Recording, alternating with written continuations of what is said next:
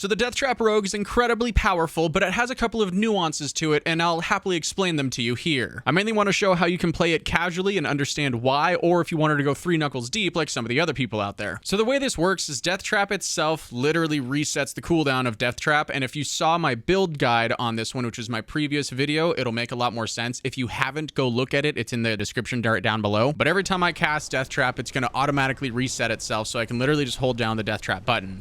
For a casual player, you don't have to do any more than that. You can clear everything on tier 4 just fine if you're playing by yourself, but if you want to play with your friends or you want to like kind of expand, you want to do T4 Belial carries or something like that, then you got to kind of understand why it does as much damage as it does so you know what to focus on. So obviously you want to know why and how this works. Basically, rogues have a specialization called preparation. Every 75 energy you spend, your cooldown reduction on your ult is 5 seconds. So if you spend 150 energy, for example, then it's reset by 10 seconds. Deathtrap can't get any lower than a cooldown of like 9 seconds or 9 point something. I'm at like 9.1, but that's kind of cheating because I have a ton of CDR. But that's the basics of it. You stack enough skill points because it counts as a core skill, and I'll show you that in a second. But you stack enough skill points and CDR to get it to that like 10-second mark or lower, and you need to have enough maximum resource for you to clean out your entire resource bar so that you can instantly reset the cooldown of your Deathtrap, for example, like this. And honestly, there's only a few things that you need to use to achieve that. Beastfall Boots basically does that for you. It also is the thing that consumes your whole energy bar. So whenever you cast an ult, all of your energy bar is consumed, but your damage goes up exponentially based on how much energy you have. So that's really cool. But it also adds a ton to maximum resource. I got lucky and got a greater affix on this, so I didn't have to put maximum resource like on my amulet, for example. Most of the time that's not the case. You probably have to get maximum resource from somewhere else, but try to masterwork it at least once or twice on your Beastfall Boots, and then you'll be pretty happy. Now, where the damage comes from on this one, it's not like air is really cool and you can use this, but you can also use a Shaco if you need to for the extra CDR. Air is just going to give you more damage, so that part is important to an extent, but the helm is kind of transversable, I guess. I don't even know if that's a word, but you can use a different helm if you need to, specifically for your cooldown reduction. The chest, on the other hand, is highly important because it gives you a ton of trap damage and damage to trapped enemies. It sounds like the same thing, but it's not. But I think even more importantly than that, it makes your ultimate, which is a trap skill, a core skill, which is how it benefits from all the plus to core skills that you have, like from Starless or from Shaco or from Air or from your gloves, for example. So Scoundrel's Leathers is a really big deal on why and how this works like that. Now, the aspects to this one really matter. So Trickster is one of the biggest deals, and I didn't realize this right away because I followed a build guide on how to do this, and then I was like, why am I doing so much damage? And also, why am I using this and why am I using that? This doesn't make any sense. That glyph looks stupid. Well, the Trickster's aspect makes your Caltrops, Smoke Grenade, and Deathtrap, your main thing, receive all of your stun grenade benefits. It doesn't mean your stun grenade or anything like that, like the stun grenades that go around you whenever you're casting your skills. Those don't necessarily matter. It's the fact that that your Deathtrap now receives every benefit to your stun grenade thing. So at the bottom of this aspect, it increases your stun grenade damage by 45%. You get that on your Deathtrap. And that means the rest of the aspects kind of follow the same cadence, like your ultimate skill increases your ult damage. Obviously, you want to use that one. Opportunists makes it so that when you enter stealth, you drop stun grenades or whatever. That doesn't matter. The overarching thing is that your stun grenades deal more damage yet again. There's Vehement Brawler, and then there's another one that people use on their weapon, and I don't remember what the other one is. I just like this one more because it's just a raw 30% damage output increase for your ults, which is nice. Adorned in Blood is the most interesting ring name I've ever seen, but Artful Initiative gives you some other stuff, which is pretty cool, but again, it increases your stun grenade damage by another 45%. And then the final one being Surprise, being on our amulet, that's going to increase your stun grenade damage by even more. So you have a bunch of compounding damage that is going into your stun grenades, but that's actually, because of Trickster, going into your Deathtrap. I actually didn't go over runes, so this one is super important because this little rune set right here, Yul Zan, gives you guaranteed crits and overpower pretty often. The overpower damage is the only one that I'm going to kind of focus on because overpower got nerfed in season 9. It got nerfed a little bit. It doesn't matter. It's still really strong, but this gives you a guaranteed window of overpower, and 0.35 seconds is actually like so many casts. I don't actually know how many casts it is. I was going to try and count, but I don't know how.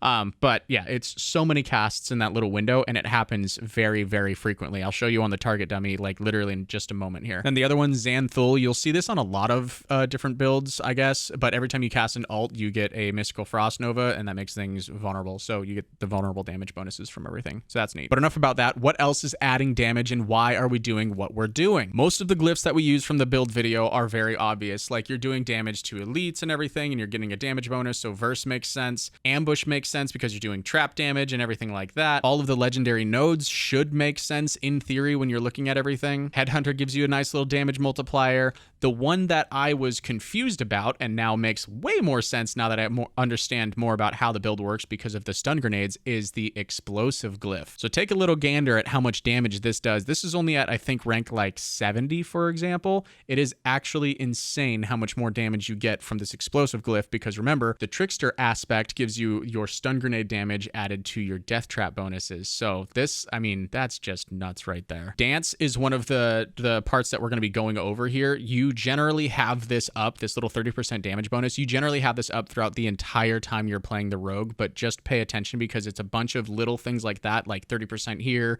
28% over there, another 30%. There's a ton of steroids that give this so much more damage. It literally will double your damage when you're doing all of them at the same time. For example, in your skill tree, Smoke Grenade, if you have Enhanced, which you should, Enhanced Smoke Grenade gives you 20% more damage or 25% more damage. Caltrops is your cold trigger for Frigid Finesse, so while you use Caltrops, they're going to take increased damage from you, which is already nice. Frigid Finesse. Say that 10 times fast or 5 times fast. I probably couldn't, but this gives you more damage while they're in your Caltrops. And then obviously there's Dark Shroud shadows that you need to keep up at all times. So what most of this looks like, there's also, I'm sorry, there's one more that's kind of important. It's damage to distant enemies.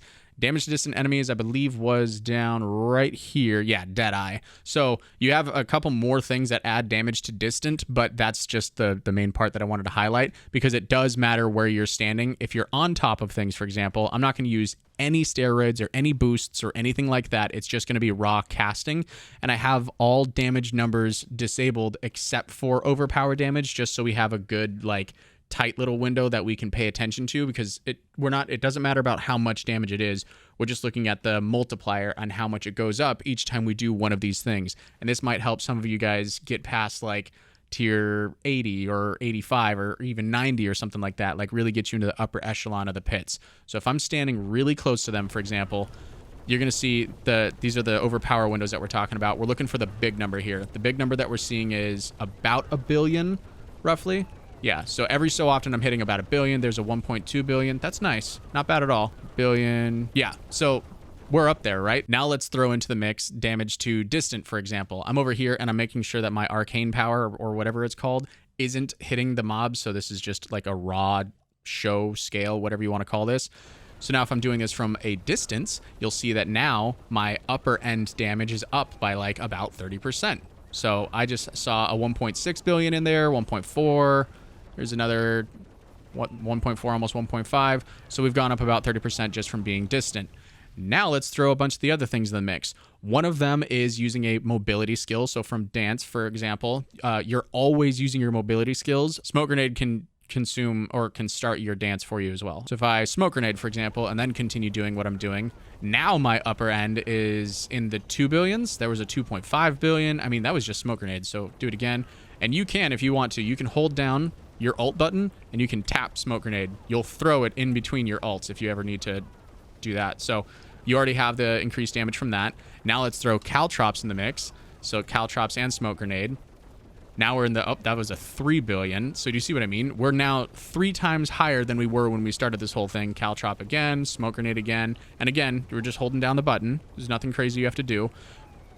But you know, most of the time you're in combat, you have to be dashing around. Well, Deathtrap resets all the cooldowns that you have, so you can just dash permanently. So you're throwing it down and then just dash away, throw it down some more, dash. You can throw your Smoke Grenade like this. You can throw your Caltrops. You can use your Unstoppable. Make sure your shadows are staying up. It's basically like this is the whole gameplay loop for it. But the fun part is you don't have to do any of that unless you're pushing the high tiers of pits. You literally can just dash around and then throw down your death trap as much as you want, and you'll clear everything just fine. Those damage enhancers only help you when you're struggling on, like I said, if you're trying to do a 4-player Belial, or you're trying to go through the highest tier pit that you can possibly obtain. You know what I mean? So it is genuinely fun the way that this plays out. And then there's one more thing. It's battlefield manipulation that this build has that I don't know any other build that can move mobs around like this can. Deathtrap pulls mobs in, and I'm going to go into like a pit 85, for example, because I have enough life to where I don't kill them right away. I'm going to go into a pit 85, and I'm going to drag mobs around on the screen to show you what it looks like. All right, we're going into an 85. I'm going to use all my incense and my potion that I use. The potion that I use increases your critical strike damage, so that one's pretty cool. And then everything else is literally just defensives, because I'm trying to get as much armor and as much res as I have, or as I can. My resistances are not very high because I got a bad set of gloves. You need more resistance, but again, I go over that in the build guide. Let's go move some mobs around. All right, so we're in here. We want to make sure we have our Dark Shroud up and all that. So you can sit here and I can drag these mobs around if right here wasn't sitting there being stupid. But I can drag these mobs around like this. So you can really manipulate the battlefield and kind of like, oh no, they're near me. I want to drag them away from me. So you can keep them as far away from you as you want.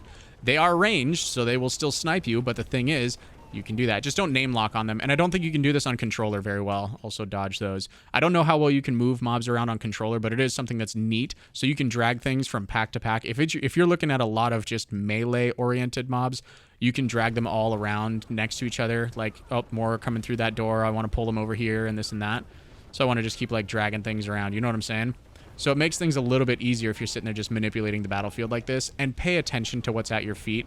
I have a mic arm right where my health orb is, so I die a lot whenever I'm trying to record videos. But yeah, pay attention, because some mobs will snipe your ass and you're not even paying attention. Like corpse bows from the first couple seasons, they're still not your friends here. They will take you down to nothing in a single shot. In fact, those guys are all protected by a protector, so we want to drag them back away from me. But again, if I want to push really hard with everything, I'm going to use both stun grenade and caltrops, and it'll just drop everything. So this is a pit 85, just to give you an example. We're dinking around. We're not really doing this very seriously, but you can easily cruise through this pit safely. Like if you play on hardcore or anything like that. I mean, I don't know. I would never, ever do that. I just can't fathom losing that much time when I die because I'm a wussy. But yeah, you can make it very safely through a pit 85, a pit 90, and my gear is booty. Like, I think I have single greater affixes on all of my stuff. I have no double greater affixes on anything. It's actually kind of crazy, except for that bow. That's cool. So that's kind of the gist on how this one works. If you have any questions or you have anything that you want to add to how the build works for like somebody who's just built it, they just copied a guide or something and they don't understand like the full mechanics or anything, throw it in the comments down below. That would be awesome. And if this did help you out or you just found it entertaining, give this video a like. It's free and it really helps out the channel here. Thank you so much for taking the time to watch this video. If you're bored, YouTube's going to recommend this next one for you over here. Feel free to join our Discord if you want to chat, and I'll see you in Sanctuary.